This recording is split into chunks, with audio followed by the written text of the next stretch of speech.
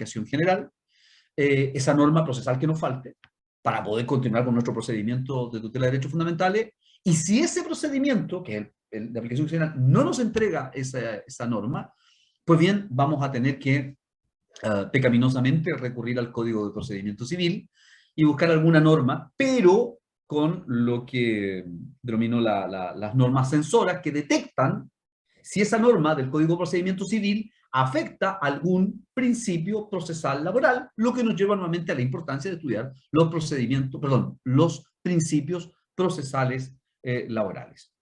El procedimiento de tutela de derechos fundamentales, que vamos a ver en segundo lugar, en realidad, si ustedes me preguntan, en gran parte, y así lo señalan esencialmente los autores como Gamonal, José Luis Ugarte, que es el procedimiento de aplicación general, pero con algunas modificaciones que son determinantes.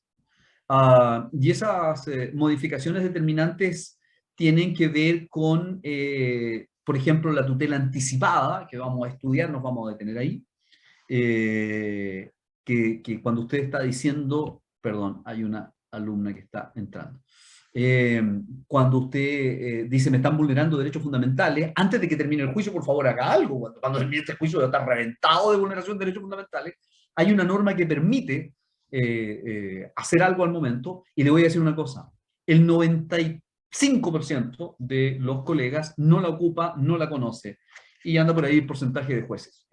Y también en el procedimiento de tutela de protección de derechos fundamentales, que fue algo absolutamente novedoso que no teníamos, hasta ese momento los trabajadores solo podían irse de recurso de protección, que vamos a analizar en detalle por qué era insuficiente, por qué no nos servía el recurso de protección y tuvo que crearse este procedimiento de tutela de derechos fundamentales. Se creó además lo que se llama la prueba de indicios, que nos vamos a detener, porque es una prueba bien novedosa, donde, a diferencia de la prueba directa, solo necesitamos generar sospecha, una sospecha fundada, con todas las discusiones que pueda generar aquello. Cuando se discutió la reforma al libro quinto, y se discutieron estos procedimientos, ustedes comprenderán que un sector de nuestro país, especialmente el sector empresarial, el sector empleador, saltó en protesta, digamos, con antorchas se dirigían a quienes querían modificar el libro quinto, y diciendo,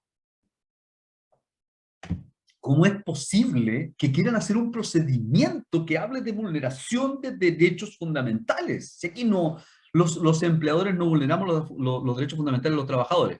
Bueno, la historia nos dijo que sí, digamos, y la historia nos había dicho que sí, y el instinto nos había dicho que sí.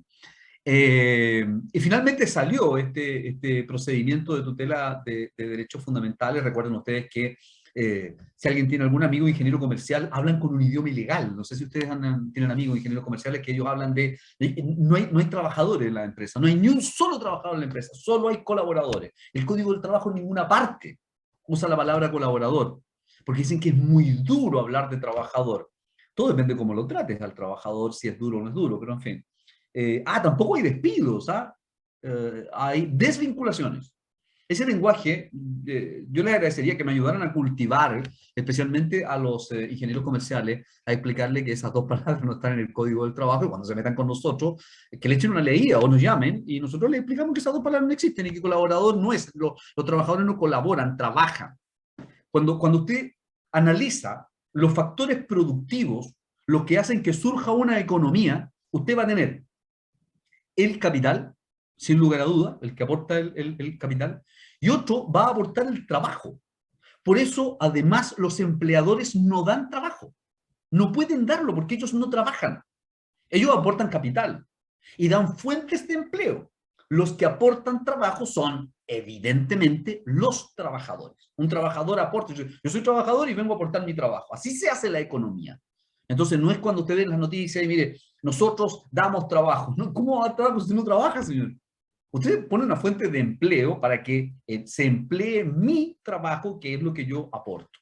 Y eso nos lleva a un montón de conclusiones que ustedes deben haber visto en derecho laboral sustantivo respecto de cómo repartimos las utilidades entonces de una economía para que no se nos generen las distancias socioeconómicas que vivimos en nuestro país y que quedan a la luz cuando nos metemos en grupos exclusivos como la OCDE y tenemos una de las peores distribuciones del planeta. Pero ahí hay un tema. Yo creo que no admite mayor discusión. Pero bueno, finalmente, esta intención monstruosa, marxista, de crear un procedimiento de tutela de derechos fundamentales, prosperó y quedó. Y, eh, y hoy día es un procedimiento y que vamos a explicar sus alcances, para qué sirve, qué indemnizaciones especiales tiene, mal que mal se están vulnerando derechos fundamentales y de repente los derechos fundamentales empezamos a tratarlo así como empezamos a normalizar situaciones. Bueno, entre todo esto aparece el procedimiento monitorio. El procedimiento monitorio es que a lo mejor ustedes lo vieron en derecho penal, derecho procesal penal, digo, con los alcances que cada tiene en materia laboral, que en rigor es un procedimiento que tiene más de 500 años en el planeta Tierra y que consiste en que es un procedimiento muy genérico, vamos a entrar al detalle en eso en su momento, que con la mera demanda el juez la acoge o la rechaza, así por lo menos en la historia. En Chile además los jueces se sentían inseguros para a acoger una demanda de inmediato, es como imposible, sin traslado, esto es muy pecaminoso. Entonces, y desde luego rechazarla, entonces se les creó la oportunidad de también pueden citar a una audiencia. Eso es un procedimiento monitorio, chilensis, localis, 18 de septiembre, todo lo que ustedes quieran. Porque no es así el procedimiento monitorio a nivel internacional. Y una gran discusión con mi querido amigo Diego Palomo, uno de los mejores procesalistas que hay en nuestro país, me atrevería a decir dentro del planeta. Diego es una de las personas que más escribe, y siempre es un agrado para él juntarnos, compartir y además discutir. Y los procesalistas puros, como Diego, dicen, pero ¿cómo es posible que un juez, digamos, rechace o acoja? Vamos, la mayor parte de los jueces después se dieron cuenta que esto de que me llega una demanda, la cojo de inmediato, uy, y en una de esas no me la reclaman dentro de 10 días y queda como sentencia ejecutorial. No tuve que escuchar testigos, ni analizar pruebas, no tuve que dictar sentencia ni nada. Así que gran parte hoy día se acoge de inmediato. Entonces ya Diego decía, pero ¿cómo es posible que después ese mismo juez cambie de opinión y cuando dicte sentencia, después de que tuvo, porque alguien reclamó, el afectado, el demandado, se hace el procedimiento y al final dicta una sentencia en que ahora rechaza la demanda? Que la verdad es que fíjense que en ese caso no hemos tenido problema, no, porque quién sabe, será propiamente el juez el que dicte la primera resolución, que es bien sui generis y que vamos a estudiar en su momento. Vamos a analizar, no sé si está en la siguiente diapo, ¿no? A ver, espérense un poquito. Mi computador es viejito, ¿ah? No. Y sí, si están pensando que debería invertir algo de dinero en otro computador, creo que tienen razón, pero no.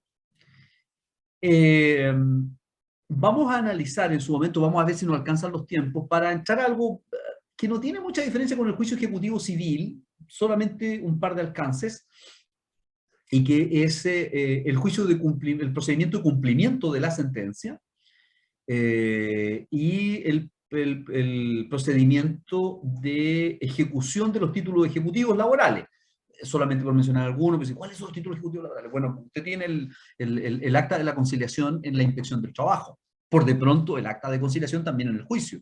Y hay otros títulos laborales que vamos a analizar en su momento. Ahora, después de eso, vamos a entrar a la parte recursiva, y siempre recalco esto, es fundamental que ustedes, los futuros abogados que vayan a ser litigantes, entiendan de que el juicio no termina en el juzgado. Los marineros no navegan en los ríos, ni en los lagos, ni en las lagunas. Los marineros navegan en el mar. Y nuestro mar son las cortes. Cuando estén en un juicio, en la instancia, porque acá no hay primera y segunda instancia, porque estos recursos son de derecho estricto, entonces no se vuelven a discutir los hechos. Cuando están en la instancia, tienen que estar pensando cómo preparar su recurso de nulidad para la Corte de Apelaciones o cómo preparar su recurso de unificación, dependiendo cómo les vaya en la Corte de Apelación. Oye, no es por un tema de ego, pero no sé si me veo muy oscuro donde estoy. Parece que sí, ¿o no? Gracias, son el curso más comunicativo que he tenido en los últimos... Sí. Bien. Ahora, curiosidad. El recurso de nulidad se aplica para la sentencia en los tres procedimientos que acabamos de ver: aplicación general, tutela de derechos fundamentales y monitoreo. Sin embargo, El procedimiento monitorio, que tiene una cualidad que, si usted me dirá, ¿cuál es la materia que conoce el monitorio? Ninguna en especial, puede conocer cualquiera de la aplicación general, desde luego no de derechos fundamentales, solo por la cuantía, actualmente 15 ingresos mínimos mensuales. Y como es justicia un poquito para pobres, se le exige como requisito de procesabilidad que primero vayan a la inspección del trabajo, estos trabajadores más pobres, y vean si llegan a acuerdo ahí en sede administrativa para que no vengan acá a interrumpir al Poder Judicial.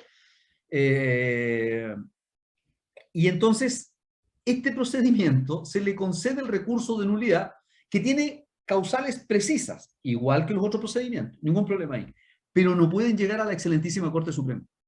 No existe recurso de unificación para monitorio. Es decir, un trabajador que por sus ingresos le debían 3 remuneraciones, por dar un ejemplo, y con esas 3 remuneraciones pasaba a los 15 ingresos mínimos mensuales, tiene derecho, primero, a 2 audiencias, aplicación general. En el monitorio tiene una audiencia. No hay mayor disquisición de que vamos a preparar el juicio. No, porque es muy pobre, es muy poca plata. Lo segundo, ese trabajador no va a tener derecho a que la sentencia se haga cargo de todas las alegaciones y todos los medios de prueba. No, la del monitorio es un resumen de sentencia. Se eliminan esos 2 requisitos. Y además, ese trabajador, si obtiene sentencia desfavorable y va de recurso de nulidad, o obtuvo favorable y la contraparte se fue de recurso de nulidad, y ese recurso de nulidad prosperó en contra del trabajador, no puede ir a la excelentísima Corte Suprema. ¿Por qué? Porque no. ¿Por qué no? Y si me siguen preguntando, va a ser la misma respuesta. Porque estimaron que estos juicios de una cuantía menor no podían ser objeto de recurso de unificación. En defensa de esta teoría, vamos a ver después con más detalle que hay quienes sostienen que como es poquito dinero, el ideal es que este dinero llegue rápido al trabajador. Bien, súper buena intención, pero ¿por qué le quita a usted una herramienta? El recurso de unificación. Si el tema de fondo que se está discutiendo, el asunto litigioso, es un despido injustificado, y solo por la cuantía no alcanzó a llegar a las 2 audiencias, bien, lo hacemos más rápido, pero no me quite todas las peleas, no me quite todos los escenarios donde yo pueda defender mi teoría del caso. Y con eso podemos concluir el resumen del sílabus del ramo. ¿Alguna duda al respecto, chicos y chicas? Bien. No hay mayor duda. ¿De verdad nadie va a abrir la cámara para compartir un rato conmigo que estoy requete solo aquí? Esto puede llevar a una depresión. Bueno, vamos a partir entonces, y aquí ya empezamos pueden tomar nota, pueden preguntar, opinar. Vamos a comenzar hablando sobre la relación entre el proceso civil y el proceso laboral. ¿Y por qué tenemos Profe, que hacer necesariamente esta comparación? profe, Sí, es que no sé si está cambiando el Power porque nosotros vemos solo la portada. Creo que se pegó. a ver, voy a entrar de nuevo. Sí, quizás si comparte de nuevo. Te pasaste, espérate. A ver.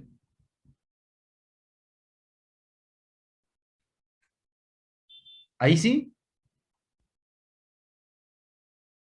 Sí, ahí sí, profe. Mil disculpas, o sea, la otra diapositiva no vieron ni una. Bueno, pero era una diapositiva la que nos quedó atrás nomás, no se preocupe. Ya, pero ahora están viendo, ¿sí no? María José, ¿se ve? Sí, profesor, ahora se ve. Ya, se pasaron chicos. Ya, miren, ¿por qué tenemos que revisar entre proceso civil y proceso laboral? Porque a ver, ¿cómo comenzar acá? Lo primero es señalar que el derecho laboral en particular es uno de los derechos, primero, es derecho público, no es derecho privado. ¿Y qué significa esto? En términos generales, que aquí hay 2 cuestiones. La primera, que se reconoce, y esto lo tienen que haber estudiado en profundidad en derecho sustantivo, pero se traslada también, por lo menos en mi teoría, el llamado, ¿se acuerdan ustedes del principio protector? Se traslada del derecho laboral sustantivo al derecho laboral procesal. Sería absurdo decir que si en el contrato laboral el empleador tiene mayores posibilidades de negociación que el trabajador, decir, pero mira, en derecho procesal los miramos como iguales. O sea, ¿alguien piensa que el trabajador tiene el mismo acceso a la asesoría jurídica que tiene la empresa o tiene el mismo acceso a los medios de prueba? ¿Qué es cosa que llaman sus compañeros de trabajo? ¿Qué es lo que pasa en un juicio laboral? El empleador llama al gerente de recursos humanos, al gerente más que dice, oye, tenéis que ir a una audiencia el día tanto a tal hora, así que no vaya a faltar, ¿ah? Y la gente va a ir. El trabajador va a llamar y dice, oye, compañero, tú que estás conmigo acá, te llamo, anda al juicio. La verdad es que no es tan fácil. Entonces, es necesario establecer que el derecho procesal laboral es distinto al derecho procesal civil. Es muy importante eso. ¿Por qué? Porque si ya les contaba yo que acá en la región del Maule, pensando en los compañeros y compañeras de Santiago, que acá en la región del Maule tenemos 11 tribunales y solo 2 son especializados, significa que los otros 9 tribunales son de competencia común. Y que tengan cualquier división, a lo menos ven civil. Entonces el juez tiene un chip civil y va a pensar en civil, va a estar en modo civil, por así decirlo. Y nosotros necesitamos cambiarlo a modo laboral. ¿Y qué es lo que tenemos que tener claro entonces nosotros para eso? Que en materia civil la garantía procesal es de igualdad de las partes. Pero en materia laboral nos vamos a dar cuenta que van a haber algunos alcances en que derechamente el legislador, en este llamado libro quinto, o en este libro quinto derechamente, estableció que no era igual. Y es algo que nosotros tenemos que rescatar, promover, porque si entramos en la lógica de que las dos partes son iguales, en materia procesal, desde luego los principios procesales generales, sí, sin lugar a dudas, todos tienen derecho a defensa, la bilateralidad de la audiencia, el debido proceso, sin lugar a dudas. Pero cuando usted entra al probatorio, ya entra de forma distinta. Y lo vamos a ver en términos concretos. En materia laboral, entonces, vamos a tener la premisa siempre de la desigualdad de las partes. Y un ejemplo.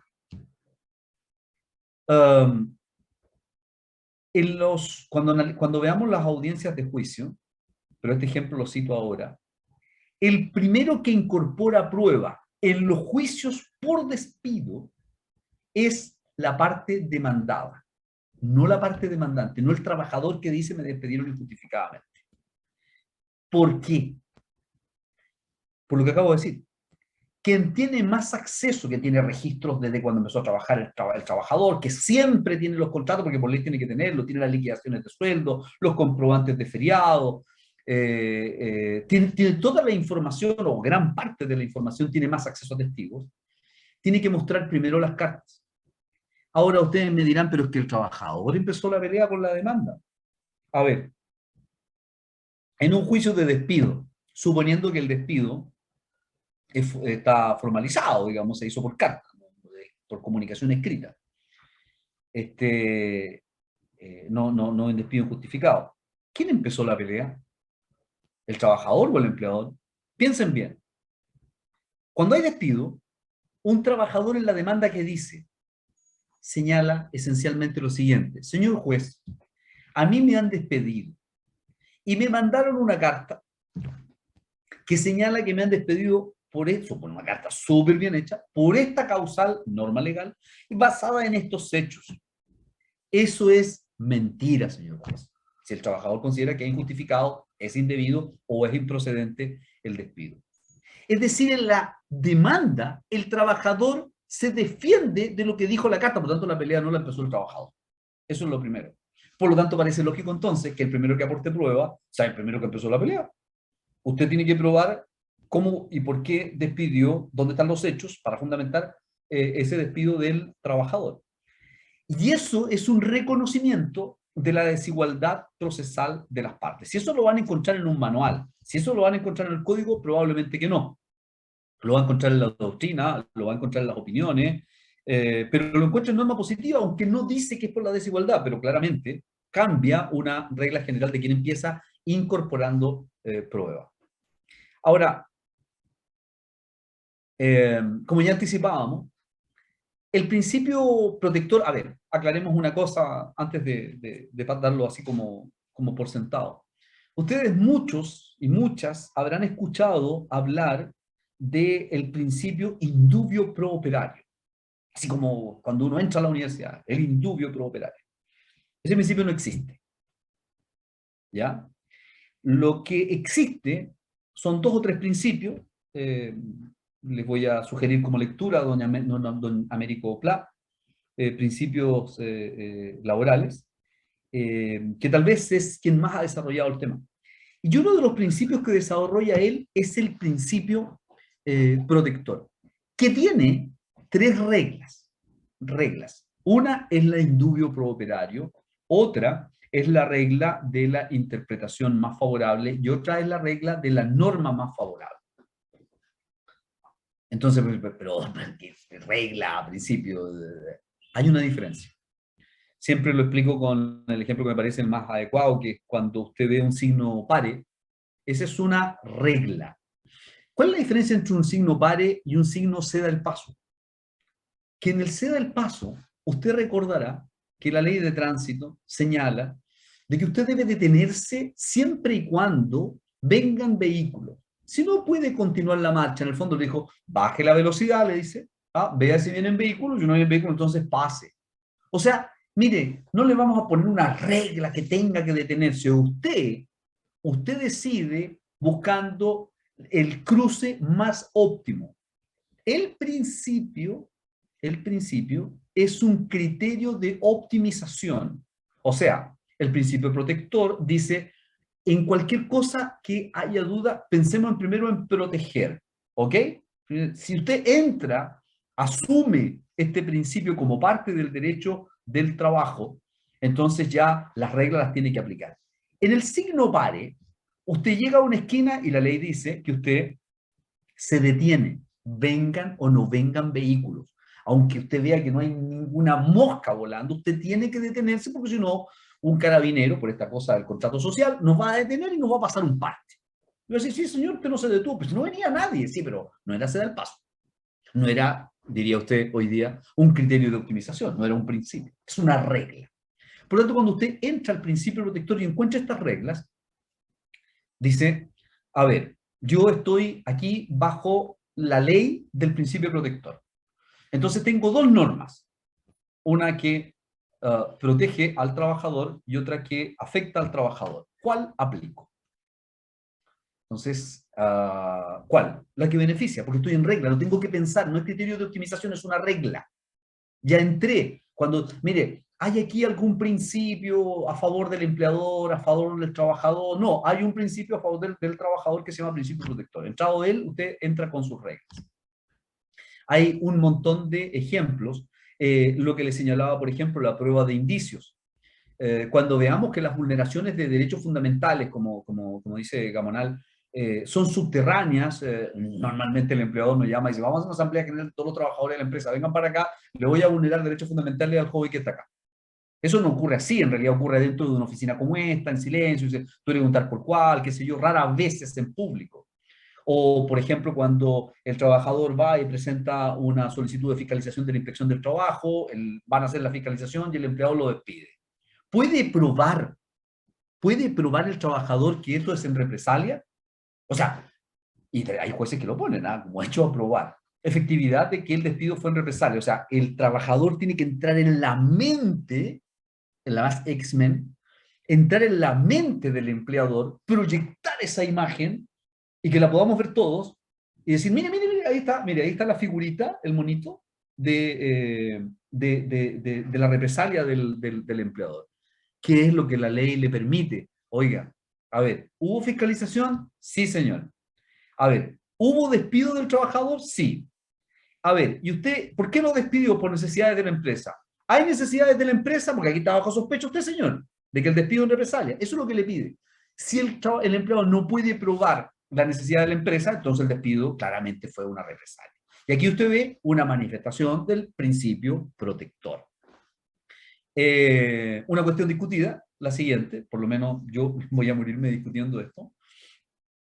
El tercero coadyuvante en un juicio.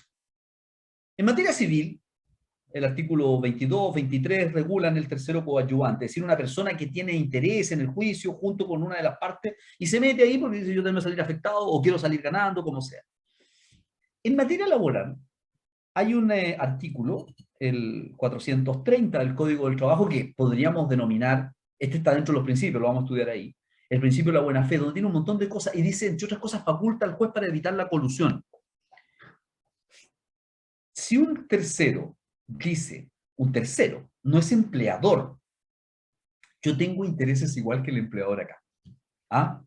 Porque yo le vendo la cámara con la cual el empleador espía a los trabajadores o le vulnera su intimidad o su honra porque lo puso encima aquí la cámara.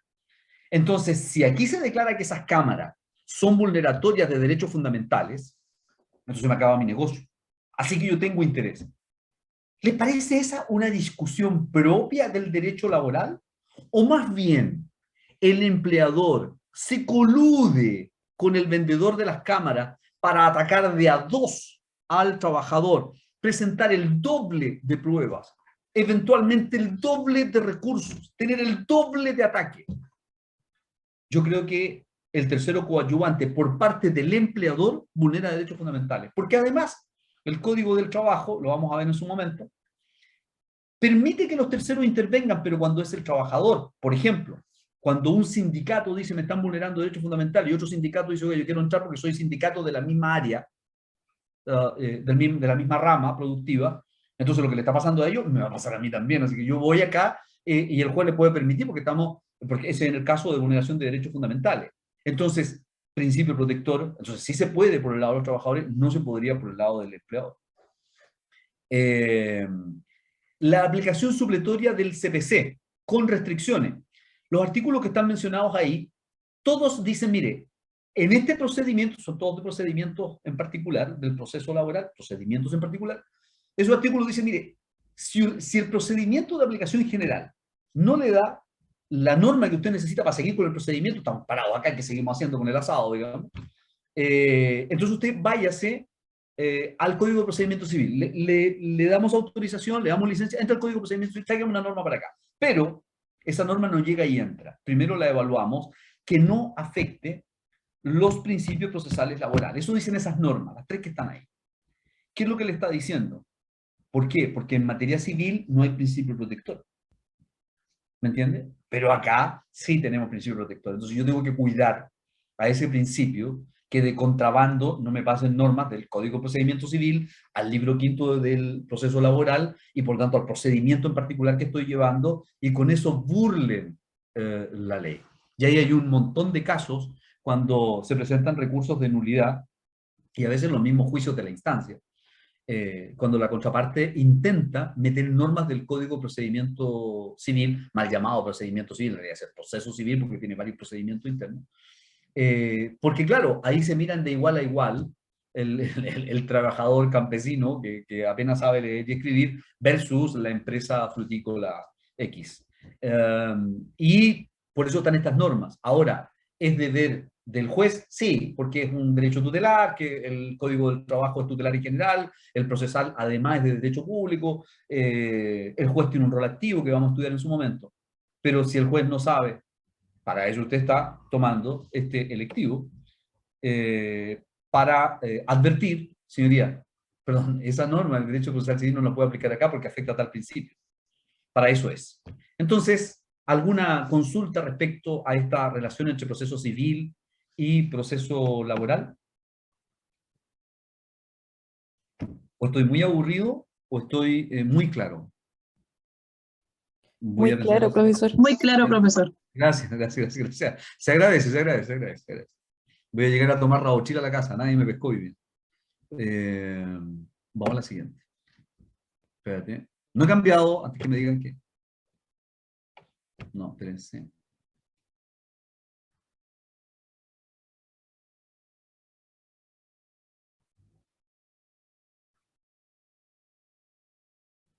Bien. ¿Están viendo la nueva diapositiva? ¿Necesidad de un nuevo proceso laboral? Sí, profesor. Gracias. Bueno, ya algo habíamos adelantado de por qué había que crear un nuevo proceso laboral. Lo primero había largos procesos. Eh, yo que ya tengo mis años, los procesos realmente eran muy extensos. 4 años era así como una cosa que salió como rápida. Y el derecho laboral, el trabajo en general, y ustedes lo pueden conversar, los que ya están trabajando, algunos de ustedes seguramente trabajan, o si no, lo pueden conversar con sus papás, salvo algún millonario excéntrico que tengamos acá en la clase. En general, todos trabajamos para pagar nuestras deudas, y nuestras deudas consisten primero en techo, alimentación, y después viene vestuario, después viene medicina, salud, lo que hoy día no tenemos, no es que esté incentivando alguna opción.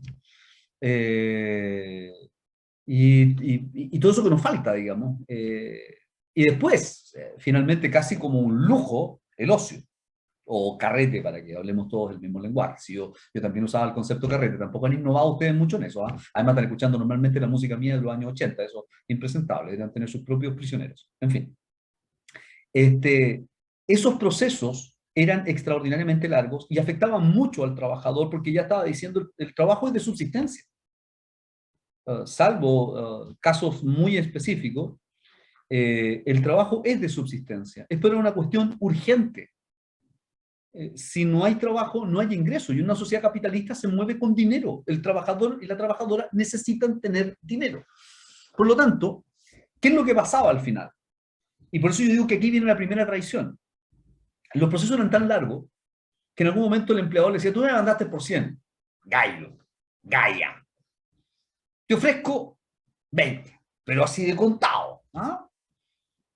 Después de 3 años o de un año, en los periodos además económicos de cesantía, o sea, no sé si ustedes son todos excesivamente jóvenes para mí, pero en los periodos de recesión, en los periodos donde había niveles de cesantía del 20 y tanto por ciento, que te den algo por último. La gente decía, si no a seguir peleando, más encima los abogados han postergado indefinidamente esto.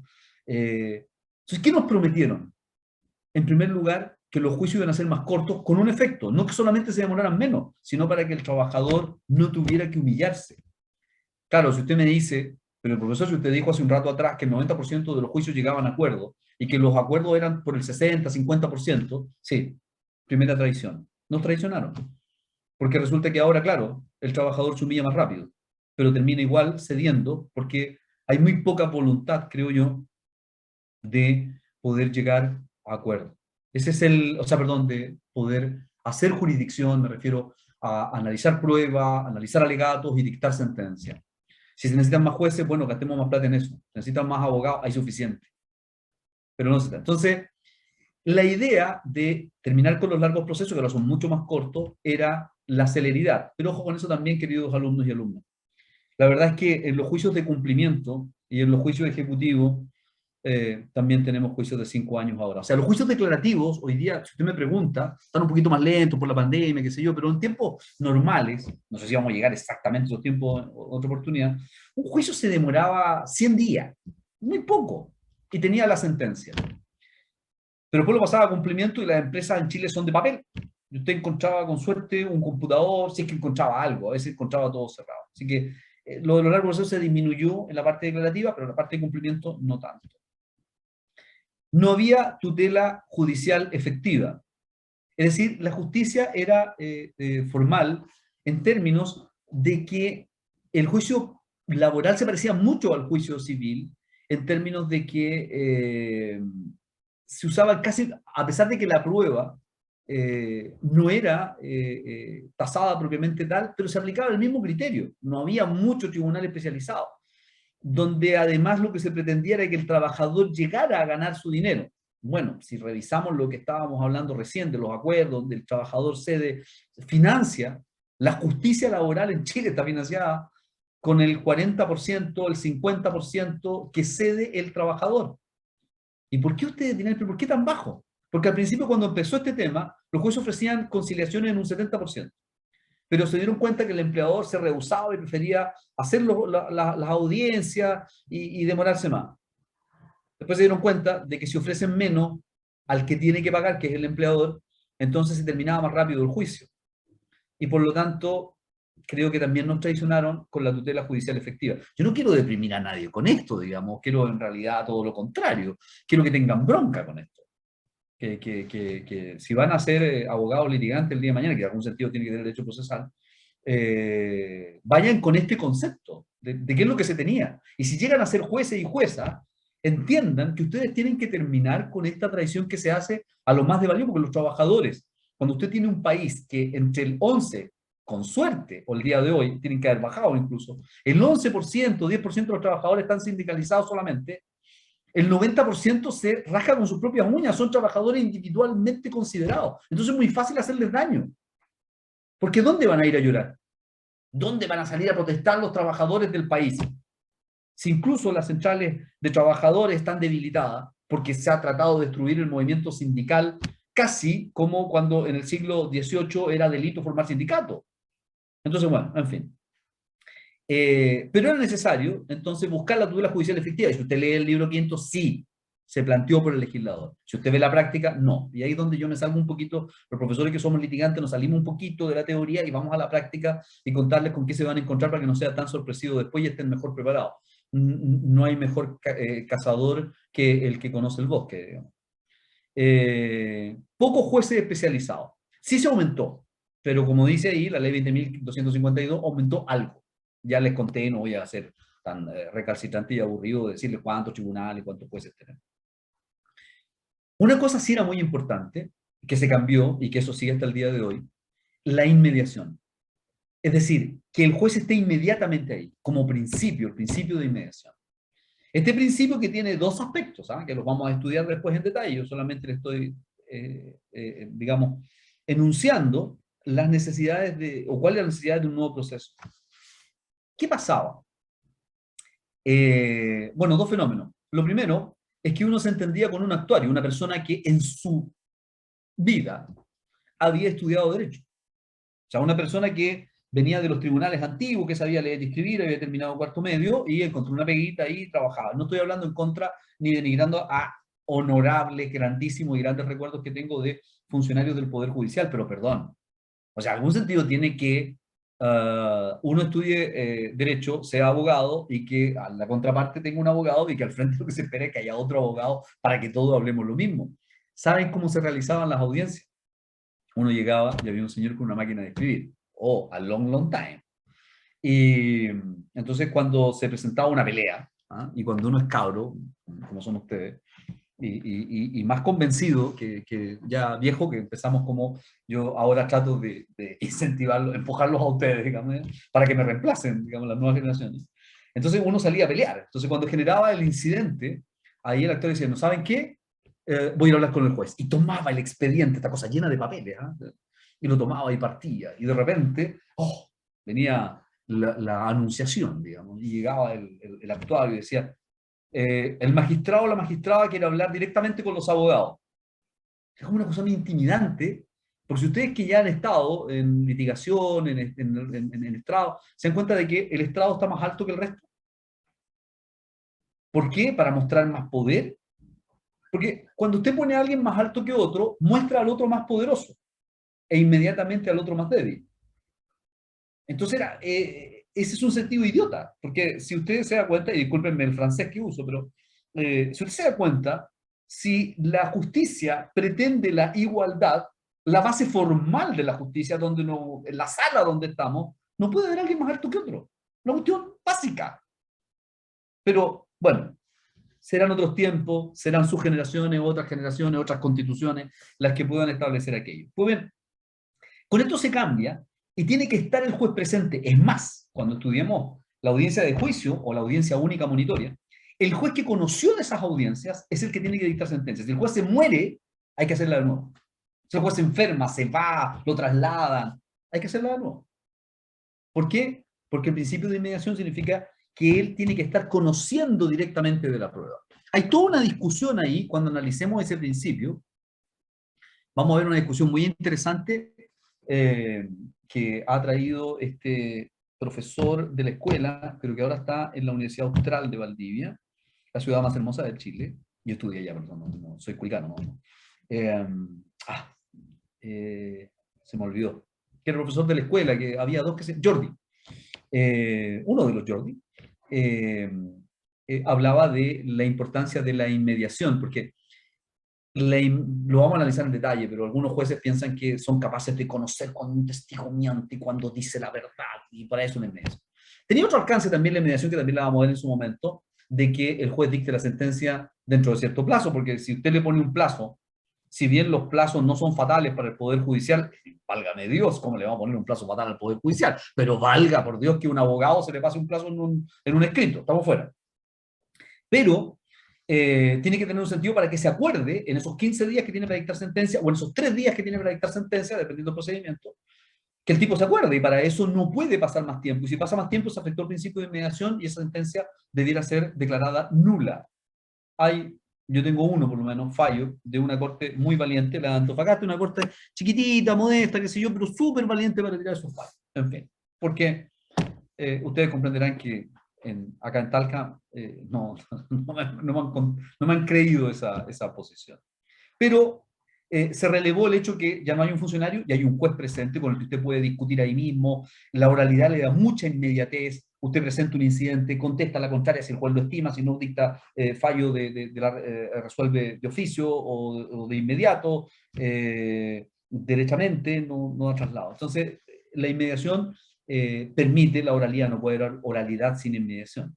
Y ojo, eso determina también, queridos alumnos y alumnas, de que los jueces, los ministros de la Corte de Apelaciones no pueden entrar a conocer los hechos, por mucho que se entusiasmen, por mucho que les que les gustaría volver a ser jueces, no, porque son ministros de corte, así que ellos solo pueden discutir el derecho, y cuando el colega de la contraria llega con el recurso de nulidad a contar, mire, lo que pasa es que el trabajador llegó atrasado, yo tengo aquí la prueba, perdón, la inmediación ya terminó, eso fue en la instancia, el juez lo vio, ahí queda limitada la competencia. Lo vamos a volver sobre ese tema.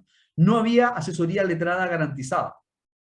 Hasta antes de la reforma del libro quinto, los alumnos en práctica, que ustedes van a tener que hacer algún día, espero que pronto, llevaban los juicios de los trabajadores, o sea, no tenían abogados titulados propiamente tal.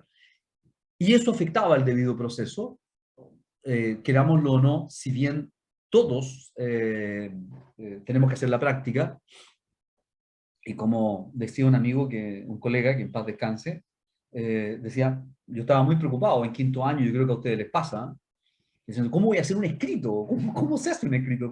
¿Cómo se va al tribunal? ¿Cómo se tiene esa soltura? Bueno, después en litigación o en estrategia judicial, en la clínica, van a ir soltándose. Eso es de esas cosas que yo no tuve, digamos.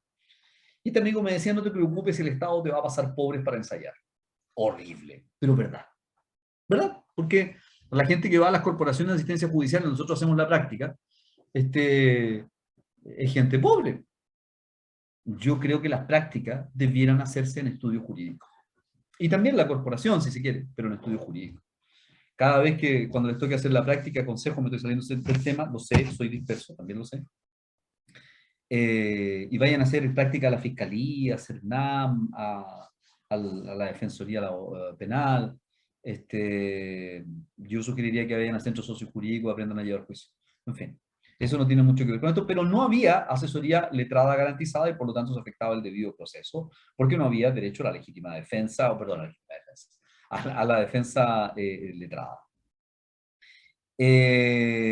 Una cosa no menor. ¿Se acuerdan cuando yo les contaba que cuando se discutía la modificación, los empresarios estaban, pero ¿cómo vulneración de derechos fundamentales por parte de nosotros? Jamás. Eso es en las dictaduras. Y eso. ¿Ah? La verdad es que no había un mecanismo.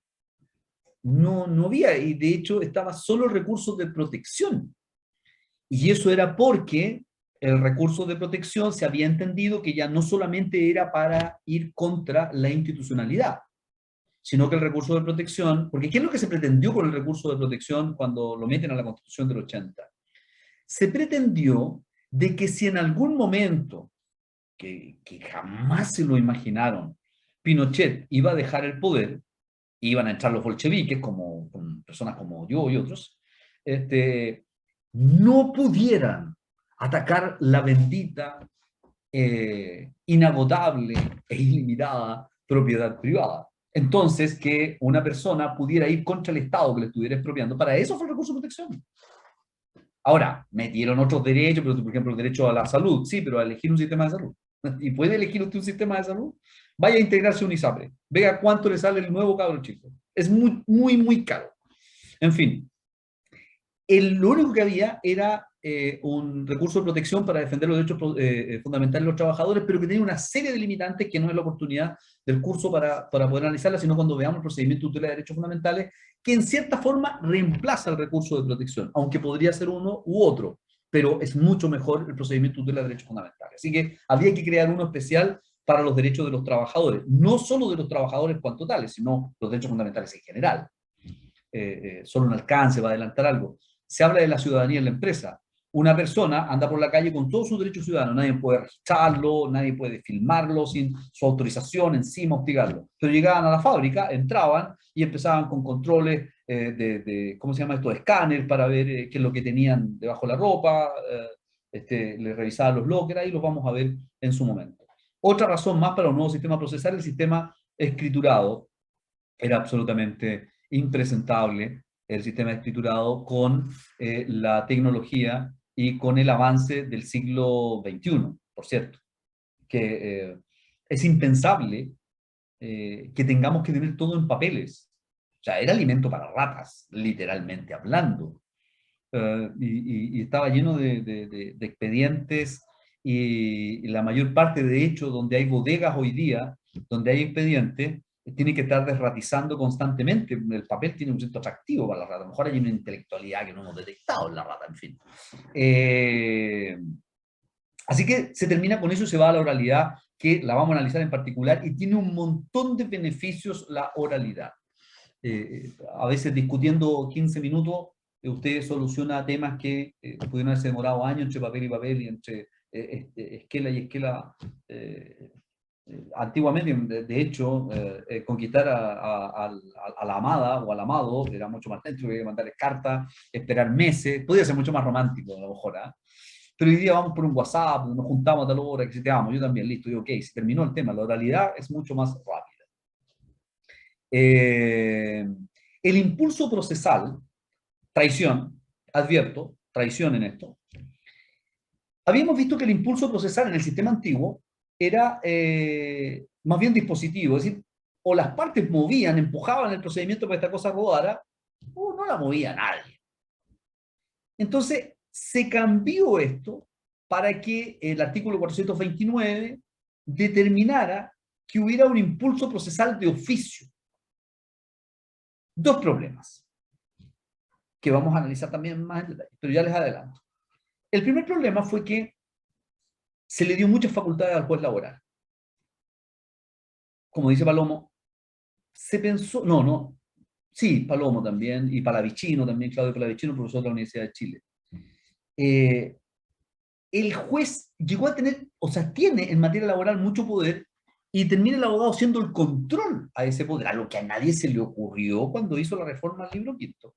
Pero pensó que los jueces eran un poquito infalibles, que no se equivocaban, y además era experto en derecho del trabajo. En ambas cosas hubo bastante error. Y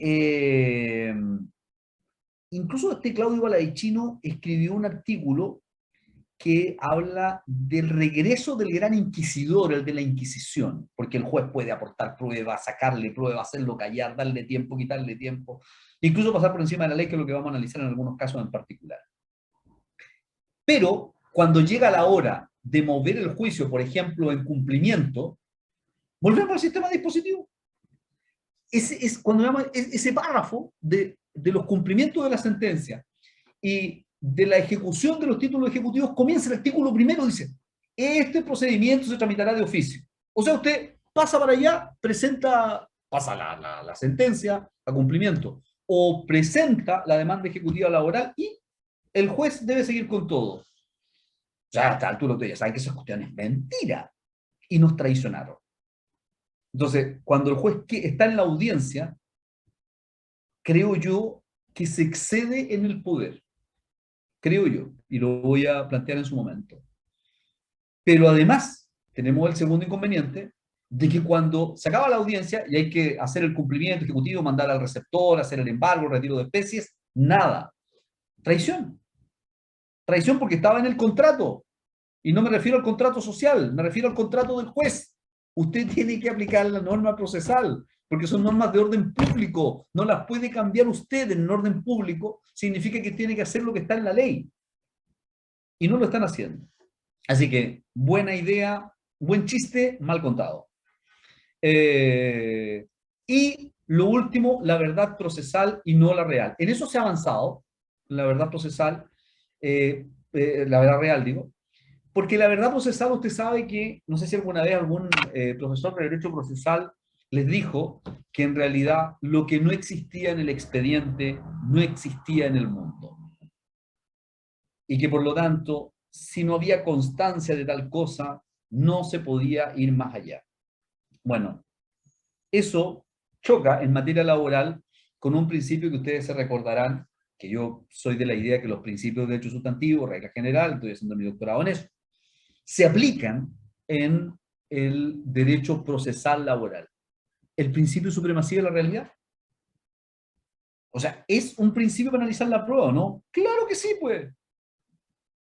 Porque si usted me trae 10 testigos que vienen a hablar de que en realidad ese trabajador nunca prestó servicios para el empleador demandado, que es víctima de esta confabulación del trabajador que decide con un abogado presentarle una demanda, y el trabajador lleva un testigo, que es el tipo que le vendía los sándwiches todos los días, que terminaba haciéndose amigo, porque no tenía tiempo para ir a almorzar, entonces le compraba los sándwiches y almorzaba ahí. Y ese declara, sí, yo conozco a este caballero, usaba uniforme tanto, qué sé yo, y tengo una foto que nos sacamos los dos. Bueno, es la apreciación de la prueba de acuerdo a la regla de la sana crítica, pero más aún es la supremacía de la realidad. Así que, por lo tanto, en materia laboral vamos a trabajar para la búsqueda de la verdad real. Ahí depende del juez, pero por qué lado se van. Pero recuerden de que el abogado es, y aquí una tremenda discrepancia, y mi disculpa a los futuros jueces y juezas, pero el juez es quien dirige la audiencia, pero no por sobre la Constitución. No es el despotismo ilustrado. No, señor. Los abogados somos los controles de la jurisdicción. No tenemos que tenerle temor al juez ni a la jueza y debemos avanzar en la medida de que se respete el debido proceso. ¿Alguna consulta de la necesidad del nuevo sistema o del nuevo proceso laboral? Hay ratos que necesito ¿Profesor? descansar. Profesor, Sí. ¿y cómo se podría, o sea, cómo se podría justificar aumentar la cantidad de jueces? Porque se supone que eso no es por como cantidad geográfica de personas, pero yo creo que a este punto va más allá de eso, la necesidad de tribunales especializados en materia laboral en todo Chile. O sea, yo creo que mínimo debería haber uno por ciudad, porque no se puede estar dependiendo, como dice usted, del criterio de los jueces civiles para aplicarlo a materias laborales. Entonces, ¿cómo se podría avanzar en ese aspecto? Bueno, gracias, Saskia. Yo creo que lo primero que tiene que reconocer uno es soy alcohólico. Y a lo mejor hay varios que vamos a tener que confesar acá y levantar la mano, ¿no? No puede haber remedio sin un diagnóstico de enfermedad. Lo que tú acabas de decir es el diagnóstico. Qué mala suerte haber trabajado en Cauquenes. Qué mala suerte que el domicilio, además del empleador, sea en Cauquenes, porque me va a tocar un juez de competencia común. Ni hablar que me toque Chanco. Qué suerte que me tocó Talca, juez especializado en derecho del trabajo, donde yo le puedo plantear un tema complejo y abstracto. No podemos caer. Primera explicación es que lo que acabo de decir tú. Ahora te van a decir, pero Saskia, ¿cómo financiamos esto? Bueno, puede que no haya financiamiento, pero no se llene la boca diciendo que haya acceso a la justicia laboral en todo Chile, porque no es verdad. Porque entonces no tendría sentido denominar jueces especializados en derecho del trabajo y jueces de competencia común. Cuando usted hace esas dos nomenclaturas, lo que está reconociendo es que hay jueces de primera categoría y segunda categoría respecto al derecho del trabajo. No estoy diciendo, yo he encontrado buenísimos jueces de competencia común, pero eso es el azar. No es una destinación y planificación del Estado. Primer tema. Primero, reconocer que no hay.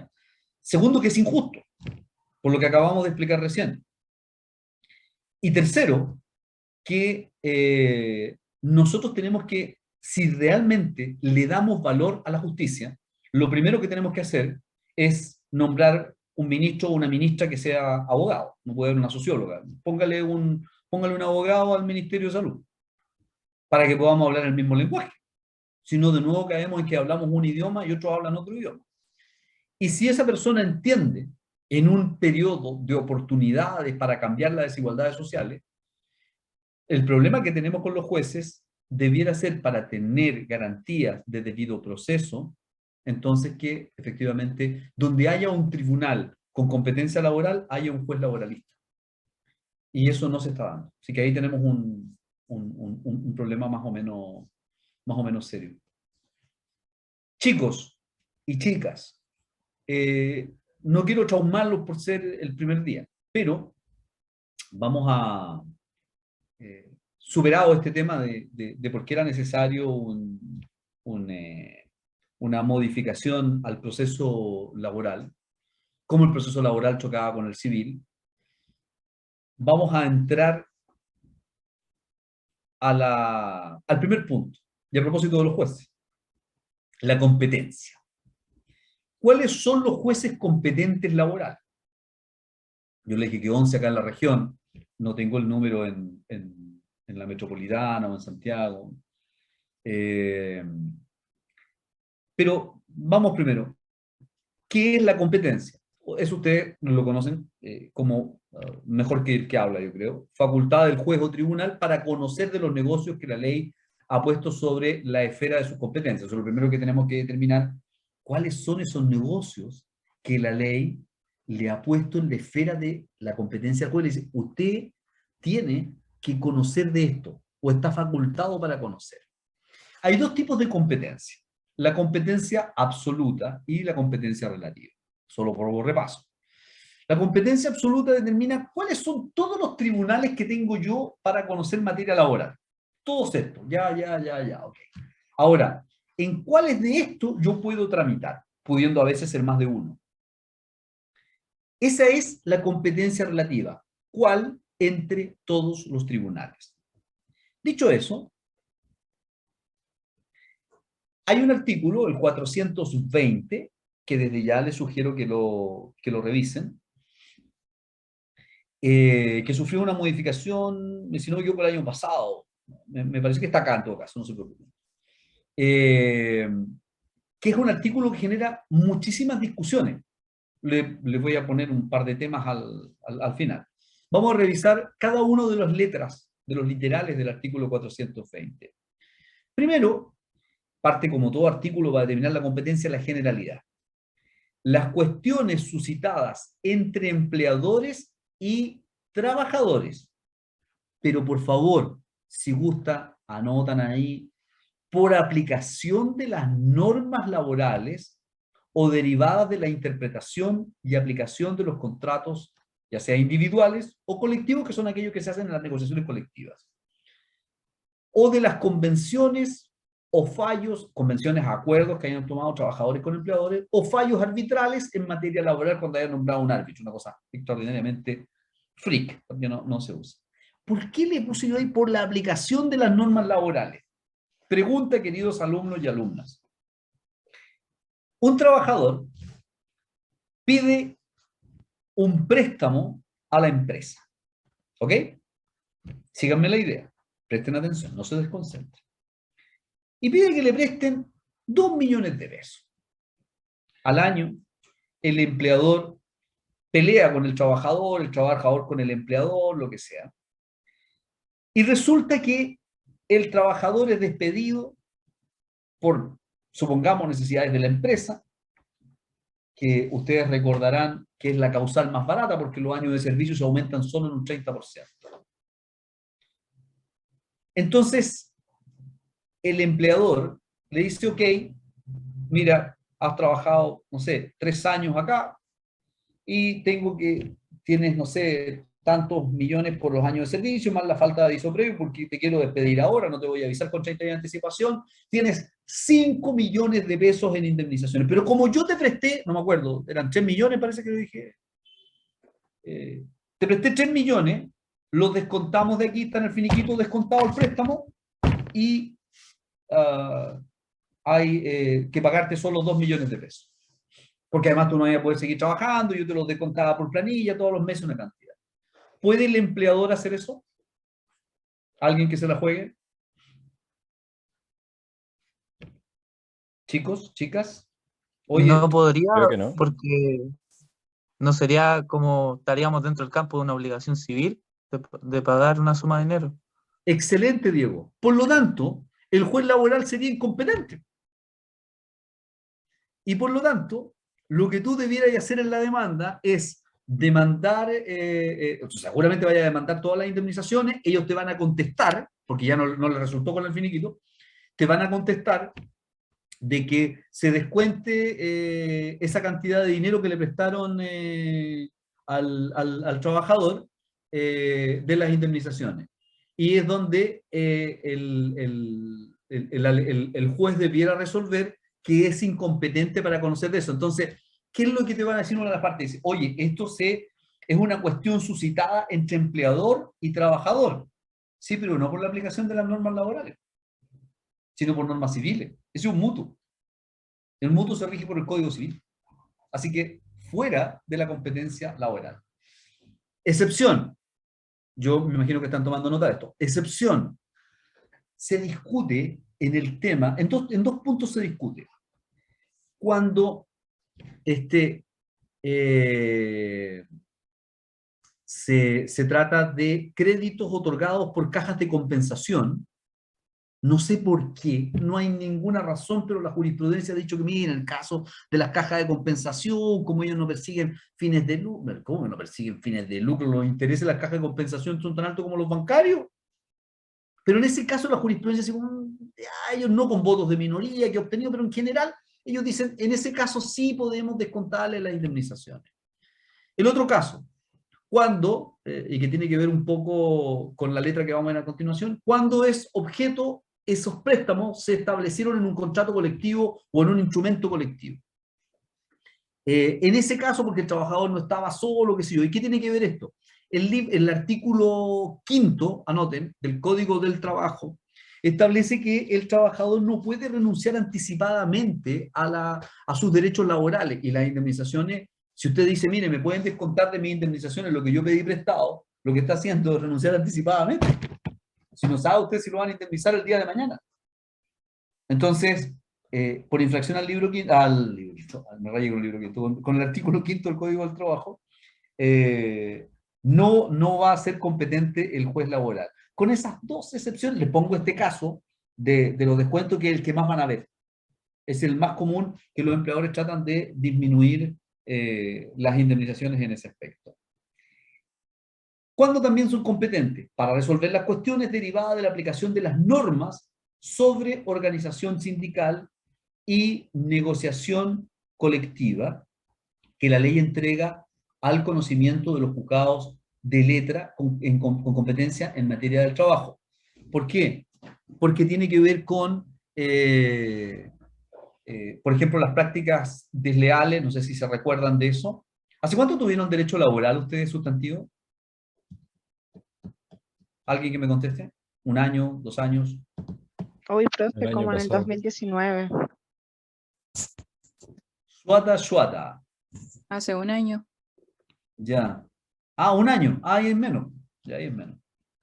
Miren, lo que ocurre es que, si se acuerdan, existen 2 prácticas que son sancionadas por el derecho del trabajo. La una son las prácticas desleales y otras son las prácticas antisindicales. La diferencia entre una y otra, no para que lo anoten, porque esto es repaso, ¿no? Las prácticas desleales son aquellas que realiza el empleador en perjuicio de la organización sindical cuando están en medio de una negociación colectiva, porque es una deslealtad, estamos negociando y me traicionas. Y la práctica antisindical es cuando más o menos las mismas prácticas, pero no estamos en un proceso de negociación colectiva, pero igual afectan al sindicato, debilitan o afectan la libertad sindical, que son conceptos que ustedes estudiaron y ojalá algo se acuerden de su momento. Eso conoce. Pero, por ejemplo, las elecciones internas del sindicato, determinadas votaciones, esas son objeto del Tribunal Calificador de Elecciones Regionales, o los TER.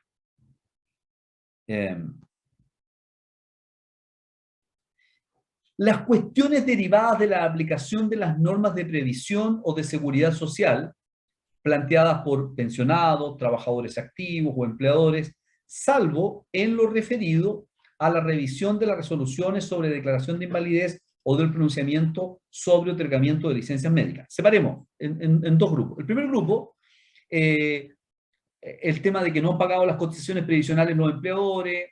Recuerden que cuando solo se cobran cotizaciones previsionales, el trabajador no tiene legitimidad activa para demandar, la tiene solo la AFP. Así que ellos son los únicos que pueden demandar al empleador. De hecho, dicho sea de paso, en materia laboral, yo les contaba antes que los juicios de cobranza se demoran años, porque usted hace una empresa de papel, despide a un trabajador, hace el juicio y lo pierde, ¿y qué? Y le van a cobrar. Nada. Sin embargo, cuando no se pagan las cotizaciones previsionales, hay arresto, que se usa, apercibimiento de arresto, y por tanto arresto si no pagan las cotizaciones previsionales, cuando las cobra la AFP. Mire usted, y la AFP se quejan. O sea, a la AFP, en sede laboral, la ley le da el derecho a meter preso al empleador que no ha pagado las cotizaciones. ¿Por qué? Porque la AFP es nuestro ángel guardián para que no nos falten cotizaciones cuando sean viejitos. No, porque si la AFP no hace el esfuerzo de cobrar, el esfuerzo a lo menos, de cobrar, significa que tiene que sacar de su bolsillo para pagar aquellas cotizaciones que el empleador no cobró. Se está protegiendo a sí misma y la ley le da la posibilidad de arresto. Imagínense arresto contra el empleador que no pagó las indemnizaciones, arresto contra el trabajador que debe remuneraciones. Sería espectacular. Los juicios no demorarían nada. Pero solo para hacer. Bueno, en fin. Las cuestiones derivadas de la aplicación de las normas de previsión y seguridad social planteadas por pensionados, trabajadores activos o empleadores son competencia. Pero no son competencia las reclamaciones de invalidez y el tema de la licencia médica porque los ve la superintendencia. Y están más ligadas al derecho administrativo y al derecho civil, según la entidad que tenga que pagar eso, que al derecho laboral. Por eso esas no son de competencia del juzgado del trabajo. Los juicios en que se demande el cumplimiento de las obligaciones que emanen de títulos a los cuales las leyes laborales y de previsión o seguridad social otorguen mérito ejecutivo. Estamos hablando del primer título ejecutivo de una sentencia, sin lugar a dudas. Tienen las conciliaciones, tienen los avenimientos, las actas de la inspección del trabajo, de cualquier otro título, igual como dice el CPC, que las leyes le den el carácter de ejecutivo. Esa es competencia. Las reclamaciones que procedan contra resoluciones por autoridades administrativas en materias laborales, previsionales o de seguridad social. Esta es en relación a los empleadores cuando son multados por la dirección del trabajo o cuando son sancionados por entidades previsionales o de seguridad social. Y ahí vamos a ver que en algunos casos también vamos a tener que distinguir respecto de si va el procedimiento de aplicación general o el procedimiento monitorio, dependiendo cuánto es la multa o cuánto es el monto que le están cobrando al empleador. Y este es un tema que se discutió durante muchos años, se resolvió, la verdad es que hace muy poco, digamos. ¿Qué pasaba cuando se moría un trabajador, esencialmente por un accidente del trabajo o por una enfermedad profesional? Entonces, los parientes, porque obviamente el trabajador estaba muerto, iniciaban la demanda por las indemnizaciones, siempre cuando se hubiese determinado que el accidente era responsabilidad del empleador o la enfermedad profesional era también por negligencia del empleador, por lo tanto tenía que pagar indemnizaciones. Ese es el principio de la indemnización. Yo causo un daño, ergo tengo que indemnizar. Y bueno, una parte sostenía que los juzgados del trabajo eran competentes. Otra parte sostenía que no eran competentes. Creo que nuestro buen amigo Tribunal Constitucional en algún momento dijo que no eran competentes además. Pero estaba ya discutido el tema. Y decía que la competencia estaba en los juzgados civiles. porque era una responsabilidad extracontractual. Entonces, había veces en que dejaban correr, por así decirlo, una terminología de litigante, digamos, dejaban correr a la parte demandante en sede laboral y después en alguna corte llegaban a alegar que eran incompetentes. Y por lo tanto tenían que iniciarlo en materia civil, qué sé yo, con una serie de dificultades. Bueno, los juicios iniciados por el propio trabajador, porque imagínense un trabajador que está con una enfermedad profesional y durante el juicio muere, puede haberlo iniciado, pero haber muerto, o sus causavientes, en que pretenda hacer efectiva la responsabilidad contractual del empleador por los daños producidos como consecuencia de accidentes del trabajo o de enfermedades profesionales, los conoce el Código del Trabajo. Y respecto a las responsabilidades extracontractuales, se seguirán las reglas de la ley de accidentes del trabajo y también de fallecimiento, y con eso se otorgó entonces competencia a los juzgados del trabajo para que pudieran conocer de este asunto. Y esta es una modificación, lo reitero, bastante reciente. Y finalmente, como decimos los abogados, el bolsillo de payaso, todas aquellas materias que la ley o las leyes entreguen a los juzgados de letra con competencia laboral. Casos especiales. Porque lo otro está en el libro. Casos especiales. Este es un tema que se discutió bastante. A ver, vamos a despejar el que está en segundo lugar de la diapositiva. El caso de los juzgados del trabajo versus los juzgados de cobranza laboral y previsional. Cuando se hizo la modificación, no solamente nos prometieron jueces especializados, sino que además nos dijeron van a haber jueces que se van a dedicar a la fase declarativa y van a haber otros tribunales que van a haber de cobranza. En Santiago, por ejemplo, si usted termina un juicio laboral donde se determinó que el despido era improcedente, no hay un despido por necesidades de la empresa, se determinó que eso era improcedente la causal, los hechos no sirvieron, el juez remite la sentencia al juzgado de cumplimiento y cobranza laboral. Y el otro juez empieza a conocer. Entonces, los juzgados del trabajo, por ejemplo, de Curicó y Talca, que son especializados, ni hablar lo que pasa de los de competencia común, dijeron, oye, nosotros no tenemos tribunal de cobranza, así que, ¿quién va a conocer las cobranzas? Tuvo que dictarse una norma diciendo, ustedes son el único juzgado del trabajo, y como está dentro del Código del Trabajo y el libro quinto, entonces cuando termine un juicio ustedes siguen conociendo de la cobranza. Ok, bien, pero hubo que resolver ese tema. Pero el tema más emblemático de lucha fue este, y que me agredió personalmente, y con esto vamos a ir terminando la clase de hoy, que fue el caso de los funcionarios públicos. Le explico. Si usted va al artículo 1 del Código del Trabajo, me permite,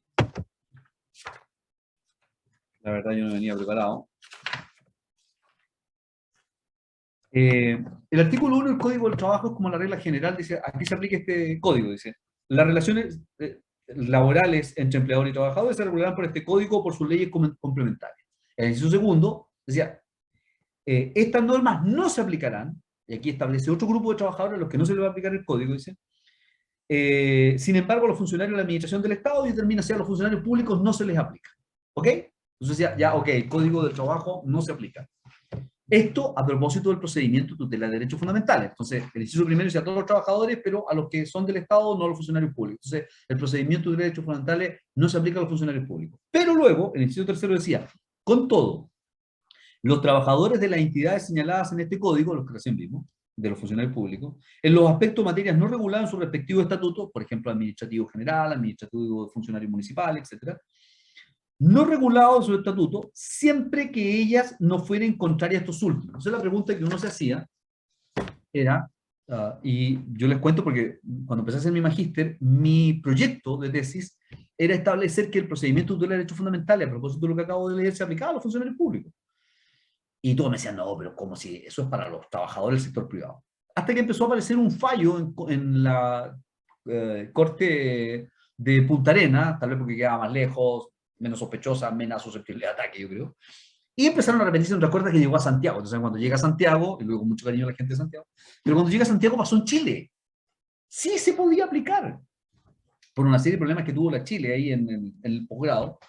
Nos retrasamos, y cuando tuve que reinscribir mi proyecto, ya todos los tribunales entendían que el procedimiento de tutela de derechos fundamentales no estaba en ningún estatuto administrativo, primero, y que su aplicación, la defensa de los derechos fundamentales de los trabajadores del sector público, no afectaba en ningún principio, y en buena hora, que alguien no hubiese levantado algún caso la mano y hubiese dicho, oye, no, perdona, esto afecta a los derechos, o sea, afecta a los estatutos de los funcionarios públicos, el que le defendamos sus derechos fundamentales, pero ese procedimiento del Código del Trabajo que se aplica supletoriamente. Pues bien, me dicen en la Chile, me dicen, señor, pero ¿cómo va a inscribir este proyecto de tesis si esto ya sería historia del derecho? Esto no está discutido. Dije, perdí la oportunidad. Hice la tesis en otra cosa, en la tutela anticipada, que la vamos a ver cuando va el procedimiento de tutela. Pero fíjense una cosa. Hace 4 años atrás, nuestro buen amigo del Tribunal Constitucional, estoy recordándome de algunos dibujos animados cuando aparecían esos monstruos que eran como los clásicos, y aparece el Tribunal Constitucional así como una sombra en la ventana, que tú piensas que es un árbol, pero en realidad es un monstruo, no es la sombra del árbol, y espero que tengan pesadillas hoy día con eso. Y una municipalidad le presentan una tutela de derechos fundamentales, ya diciendo, es historia del derecho, o sea, estamos de acuerdo que se le aplica el procedimiento de tutela de derechos fundamentales a los funcionarios públicos, o ellos no tienen derechitos fundamentales y no se les pueden respetar y no tienen ninguna herramienta, o solo el recurso de protección que ya dijimos que no servía y vamos a explicar en alguna clase por qué. Y el Tribunal Constitucional dijo que el juez era incompetente. Entonces, como dijo que era incompetente, no pudieron seguir tramitándolo. Y se quedaron sin el procedimiento de la noche a la mañana. Entonces, estos amigos parlamentarios, ahí con vista al mar en Valparaíso, para tener mejores ideas, para respirar aire marino, que no se rían, eso incentiva la sinapsis, dicen, a lo mejor sería bueno sacar una ley para esto. Sí, dijeron otros, pero luego dijeron, otro grupo dijo, bueno, pero es que sacar una ley, necesitaríamos un quórum, porque sería una ley que afectaría el proceso, así que tendría un quórum calificado. Oh, no podemos. Entonces otro dijo, ¿y por qué no sacamos una ley interpretativa? Una ley que diga que este artículo también se aplicará a los funcionarios públicos, de alguna forma que lo diga así, porque ahí requerimos quórum simple. Buena idea, dijo la mayoría. Y por lo tanto se creó esta ley interpretativa que permite que ahora el procedimiento de tutela de derechos fundamentales, con algunas limitaciones que vamos a ver en su momento, se le aplique a los funcionarios públicos. Y así, colorín colorado, los funcionarios públicos hoy día tienen sus derechos fundamentales protegidos con este procedimiento del Código del Trabajo que siempre debió aplicárseles a ellos, y yo debía haber hecho la tesis más rápido. Y con eso concluimos la clase de hoy, salvo quedo a disposición de ustedes para sus preguntas.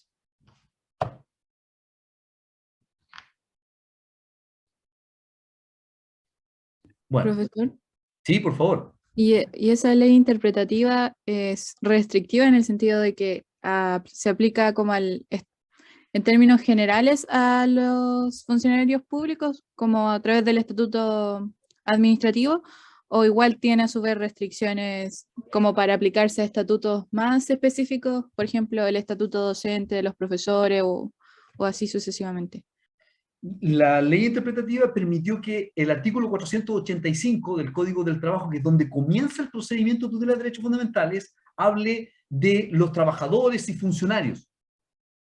Entonces lo dejó ahí, no hay estatuto que se le resista, ni docente, ni de administrativos funcionarios municipales, ni administrativo en general. Nadie puede resistirse frente a este nuevo poder que tiene el 485 por esta ley interpretativa. En lo que sí se limitó, mi querida amiga, es en algunas indemnizaciones que no proceden, que proceden en derecho administrativo, perdón, en derecho laboral, por así decirlo, del trabajador en el sector privado, y que como que no coinciden aplicarlas en trabajadores del sector público, que las vamos a estudiar en detalle en su momento esas modificaciones, pero en lo esencial la tienen, te adelanto, te adelanto. Por ejemplo, hoy día, si a un trabajador lo despiden por represalia, entre todas las indemnizaciones que va a pedir, año de servicio, falta de aviso previo, va a tener además derecho a pedir, obviamente, también que los años de servicio se aumenten según la causal de despido en un 100, 80, 50 o 30%. Pero además va a tener una indemnización especial que da este procedimiento entre 6 y 11 remuneraciones como indemnización especial. No moral, ya vamos a decir por qué no es la indemnización moral, que también se podría pedir. En el caso de los funcionarios públicos, no se puede pedir el aumento por años de servicio. Por ejemplo, eso es una restricción de la... Pero ya el procedimiento en sí lo pueden aplicar. ¿Alguna otra consulta?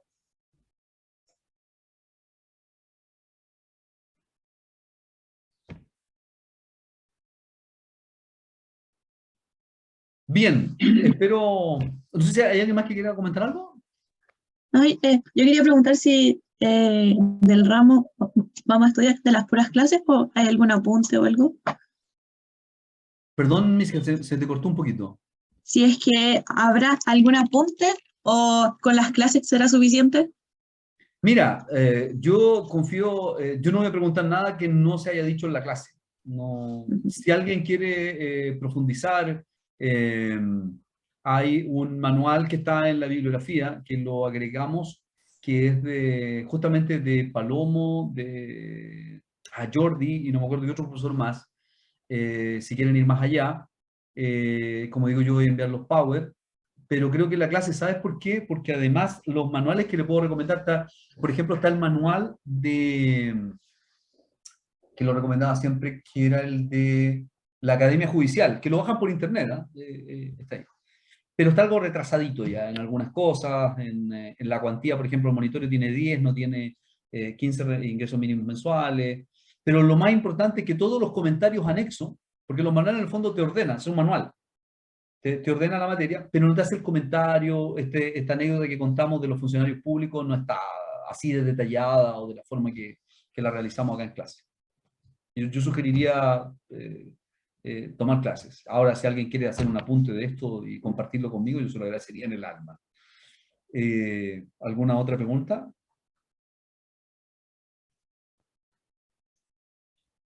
Bien, chicas y chicos, espero que no se hayan aburrido mucho. Se nos pasó el tiempo volando. Nos vamos con mi compromiso de que, como hicimos seguido, nos vamos media hora antes. ¿Les parece? ¿O seguimos? Bien. Nos despedimos entonces. Yo creo que eso es. Ya, nos vemos el próximo miércoles. Chao, profe. Ahí está mi No, Pablo. profesor. Chao, Chicas profe. y chicos.